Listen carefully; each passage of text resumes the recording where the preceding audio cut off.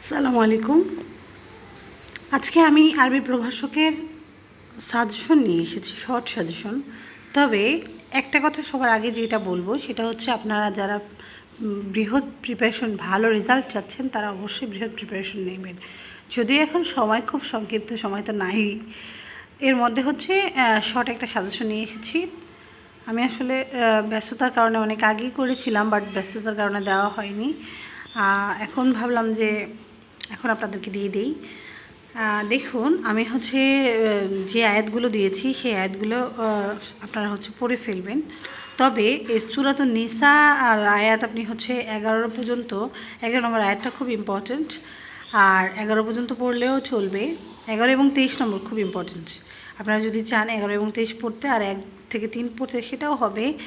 আর অবশ্যই সূরা ইয়াসিন এবং হুজরাতটা খুব ভালো করে পড়বেন। তো দেখুন, 1 থেকে 3 নং আয়াত হচ্ছে সূরা নিসা।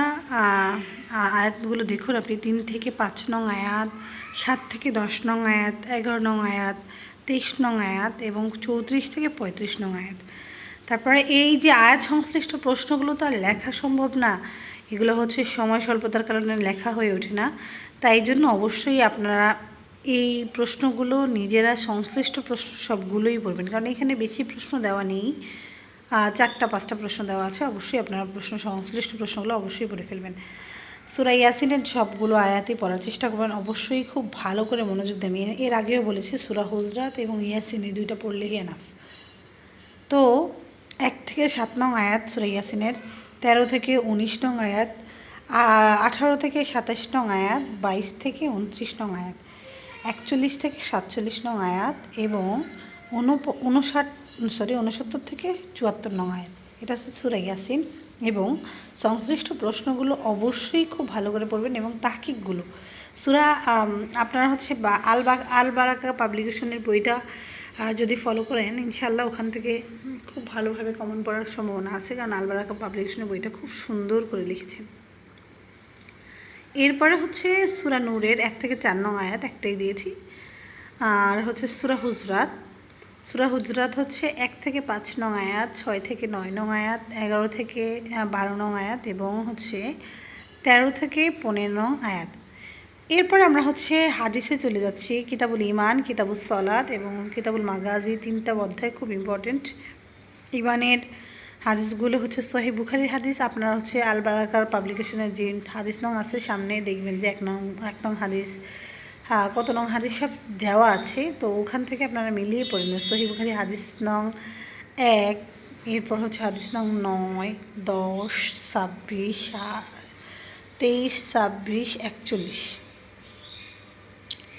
তারপরেরটা হচ্ছে কিতাবুস সলাত অধ্যায়ের হচ্ছে হাদিস নং 391, হাদিস নং 391, 565, 536, 537, 528, 1395। এই হাদিসগুলো খুব ইম্পর্ট্যান্ট। তবে কিতাবুস সলাত এবং হচ্ছে কিতাবুল মাগাজি, এই অধ্যায়ের বেশি হাদিস নাই, সম্ভবত হচ্ছে 12-13টার মতো আছে আল বারাকা পাবলিকেশনে। তো আপনারা ওখান থেকে যদি সবগুলো হাদিস পড়ার চেষ্টা করেন খুব ভালো হবে। তারপর হচ্ছে কিতাবুল মাগাজির হাদিস তো অনেক কম দেওয়া আছে। কিতাবুল মাগাজি যুদ্ধ বিগ্রহ হচ্ছে অধ্যায়টা, এখানে হচ্ছে দেখুন, এটা তো বললামই, 3949, 4043, 4099, 4198, 4424। এরপরে লাস্ট যেটা হাদিসের তাশকিল, 4 নম্বরের তাশকিলটা দিতে হবে, সেটা আল বারাকা পাবলিকেশন যে কটা আছে আপনার ওই কটা হচ্ছে একটু ভালো করে পড়লে, বারবার পড়লে ইনশাল্লাহ পারবেন। তারপরেরটা হচ্ছে আরবি প্রথম পত্র। আরবি প্রথম পত্র হচ্ছে, আমি জাস্ট আপনাদেরকে 2টা অধ্যায় দিয়ে দিচ্ছি, যেটা হচ্ছে খুতবাতুর রাসূলুল্লাহ ফিল মাসজিদে কুবা এবং খুতবাতুত তারিক বিন জিয়াদ। এই 2টা অনুবাদগুলো খুব ভালো করে পড়লে ইনশাল্লাহ আসবে, 100% আসার সম্ভাবনা আছে।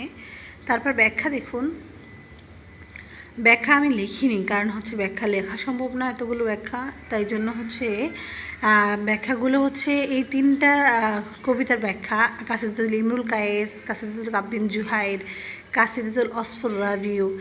এই যে কবিতাগুলো 3টা কবিতা, এই 3টা কবিতার ব্যাখ্যাগুলি আপনারা পড়ে ফেলুন। আমি যেভাবে হচ্ছে সিস্টেমটা দেখিয়েছি, একটা ব্যাখ্যা পড়ে আপনারা 3টা কবিতার সবগুলো ব্যাখ্যা সলভ করার চেষ্টা করবেন। 3টা কবিতার 3টে ব্যাখ্যা লিখবেন, সেভাবে ইনশাল্লাহ আপনারা পারবেন। আর হচ্ছে হেওয়ার, হেওয়ার আমি খুব এখানে কম লিখেছি, কম বলতে হচ্ছে এখানে হচ্ছে 6টা হেওয়ার লিখেছি, বাট আপনাদেরকে হেওয়ার আরও বেশি পড়তে হবে। আমি যেটা সাজেস্ট করবো সেটা হচ্ছে দাখিলের অর্থাৎ 10ম শ্রেণীর আরবি প্রথম পত্র গাইড থেকে যেই হেওয়ারগুলো আছে ওই হেওয়ারগুলো পড়লে ইনশাল্লাহ আসবে। 10ম এবং দাখিল এবং আলিমের হেওয়ারগুলো খুব ইম্পর্ট্যান্ট। এবং আর 7 এবং 8-এর বইয়ের মধ্যে হচ্ছে 2-3টা খুব ইম্পর্ট্যান্ট আছে যা এটার সাথে মিলে যায়। এখানে যেমন ডাক্তার, তারপর জিয়ারত কক্সবাজার, এই যে এইগুলো হচ্ছে ডাক্তারেরটা হচ্ছে তবিব এবং মারিদু, এটা হচ্ছে ক্লাস 7-এর। জিয়ারত কক্সবাজারের আছে হচ্ছে আপনার 8-এর আছে কোরআনুল কারিম আছে। তারপর হচ্ছে 7 থেকে আপনার ডাক্তার এবং মারিদুন দিলেও হবে। এই যে বইগুলো বললাম, আপনারা এখানে হচ্ছে সংলাপ অথবা অনুচ্ছেদ দিতে হবে, তবে অনুচ্ছেদটা একটু কঠিন হয়ে যাবে। তাই জন্য অনুচ্ছেদটা থেকে বেশি ভালো হবে হেওয়ারটা ভালোভাবে পড়লে। আমি হচ্ছে অনুচ্ছেদটা স্কিপ করার জন্য আপনাদেরকে পরামর্শ দেব, কারণ হেওয়ার হচ্ছে আপনারা বানিয়ে দিতে পারবেন, বাট হচ্ছে অনুচ্ছেদটা কিন্তু বানিয়ে দেওয়া পসিবল না। এটা হচ্ছে প্যারাগ্রাফ, তো একদম আউট অফ থিঙ্ক থেকে আসে, যার জন্য হচ্ছে আপনারা হেওয়ারগুলো পড়ে ফেলবেন না। তলিবু বাইনাল উস্তাজ ফিয়াওয়ালি কাওয়াই বিল ফাস্তির দার্সি হেওয়ারু বাইনা তলিবু অবাইনাল উস্তাজ বি রিহাবিল মাদ্রাসাতি হেওয়ারু তলিবাইনে ফি আওয়ালুলি কই বি রিহাবিল মাদ্রাসাত হেওয়ারু বাইনা বায়ু দোকানি ও মুস্তারি হেওয়ারু ফিল মাকতুবি আল হেওয়ারু বাইনা তবিবু আল মারিদু। তো প্রিয় শিক্ষার্থী বন্ধুরা, যদি আমার ভিডিওটি ভালো লাগে অবশ্যই আমার চ্যানেলটি সাবস্ক্রাইব করবেন, কমেন্ট করবেন, শেয়ার করবেন, লাইক করবেন, তাহলে হচ্ছে আমার অনুপ্রেরণা পাবো নেক্সট ভিডিও দেওয়ার জন্য। আপনারা ভালো থাকবেন। আসসালামু আলাইকুম রহমতুল্লাহি ওয়া বারাকাতুহু।